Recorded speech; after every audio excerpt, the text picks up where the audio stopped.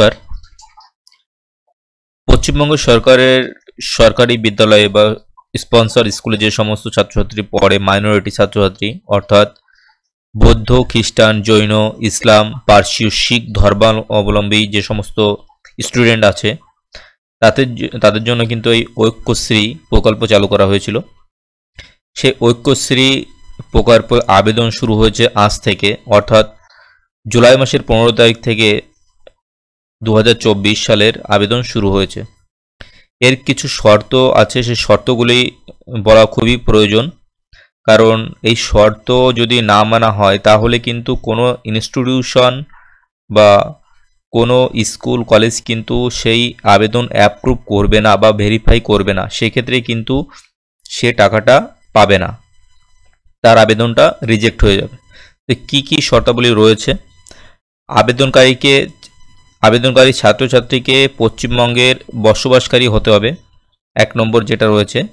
বিদ্যালয়ের শিক্ষার্থীদের জন্য বাংলা শিক্ষার ইউনিক আইডি থাকতে হবে।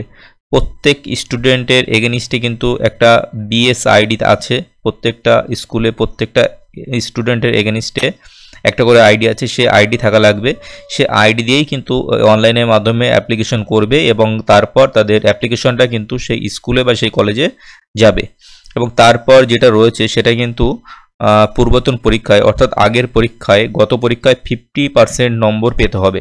এটা কিন্তু খুবই গুরুত্বপূর্ণ। অনেক স্টুডেন্ট থাকে যে 50% নম্বর থাকে না, সেক্ষেত্রে অ্যাপ্লিকেশন করে দেয়, এক্ষেত্রে কিন্তু সেক্ষেত্রে ফর্মটা বাতিল হয়ে যায় বা রিজেক্ট হয়ে যায়।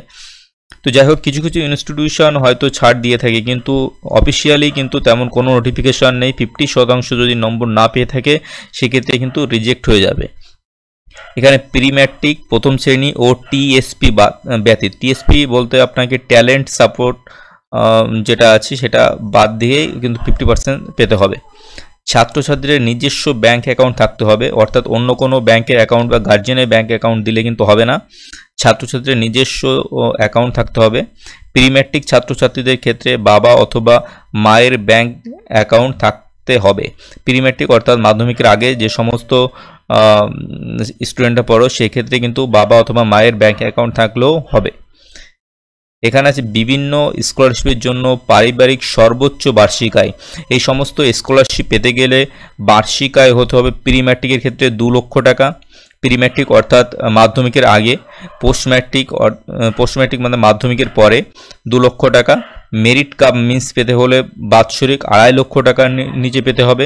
টিএসপিতে জন্য 2 লক্ষ টাকা এবং স্বামী বিবেকানন্দ মেরিট কাম মিন্সের জন্য 2.5 লক্ষ টাকা। এর পারিবারিক আয় এর থেকে বেশি হলে কিন্তু স্কলারশিপ পাওয়া যাবে না।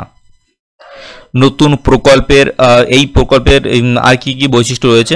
দ্বিতীয় শ্রেণী থেকে দশম শ্রেণী এবং দ্বাদশ শ্রেণীতে পাঠরত যে সমস্ত ছাত্রছাত্রী 2023-24 শিক্ষাবর্ষে ঐক্যশ্রী স্কলারশিপের জন্য আবেদন করেছেন তাদের নতুন করে আবেদন করার কিন্তু কোনো প্রয়োজন নেই। পুনর্নবীকরণের যোগ্য ছাত্রছাত্রীরা SMS এর মাধ্যমে কনফার্মেশন পেয়ে যাবেন, অর্থাৎ পুনর্নবীকরণ আগে যারা অ্যাপ্লিকেশন করেছো তাদের যে রিনিউয়ালের ব্যাপারটা থাকে সেই রিনিউয়ালের ব্যাপারটা কিন্তু আপনাকে SMS এর মাধ্যমে কনফার্মেশন পাঠিয়ে দেওয়া হবে। প্রি ম্যাট্রিকের যে সমস্ত ছাত্রছাত্রী প্রথম শ্রেণী বা নতুন স্কুলে ভর্তি হয়েছেন সে সকল ছাত্রছাত্রীদের একাদশ শ্রেণীতে ভর্তি হতে চলেছেন তাদের শুধুমাত্র অনলাইনে আবেদন জানাতে হবে। অর্থাৎ কাদের নতুন করে অ্যাপ্লিকেশন করতে হবে এখানে কিন্তু পরিষ্কার বলে দিয়েছে। প্রি ম্যাট্রিকের যে সমস্ত ছাত্রছাত্রী অর্থাৎ মাধ্যমিকের আগে যে সমস্ত ছাত্রছাত্রী প্রথম শ্রেণী বা নতুন স্কুলে ভর্তি হয়েছেন তাদের আবেদন করতে হবে নতুন করে, এবং যে সকল ছাত্রছাত্রী একাদশ শ্রেণীতে ভর্তি হতে চলেছেন তাদেরই শুধুমাত্র অনলাইনে আবেদন জানাতে হবে। এক্ষেত্রে বলে রেখে যারা 11 ক্লাসে ভর্তি হবে তাদের কিন্তু যদি তাদের 60% থেকে থাকে তাহলে কিন্তু স্বামী বিবেকানন্দর স্কলারশিপটাও কিন্তু পেতে পারে, সেটা ঐক্যশ্রীর মাধ্যমে। কিভাবে আপনারা অ্যাপ্লিকেশন করবেন সেই অ্যাপ্লিকেশন প্রসেসটা আমি আর কিছুদিনের মধ্যে আপলোড করব। তার আগে আমি অফিসিয়াল ওয়েবসাইটে দেখিয়ে দেবো, আপনি ওই অফিসিয়াল ওয়েবসাইট থেকে কিন্তু আবেদন করতে পারবেন। এই অফিসিয়াল ওয়েবসাইটে এসেই কিন্তু আপনারা অ্যাপ্লিকেশন করতে পারবেন।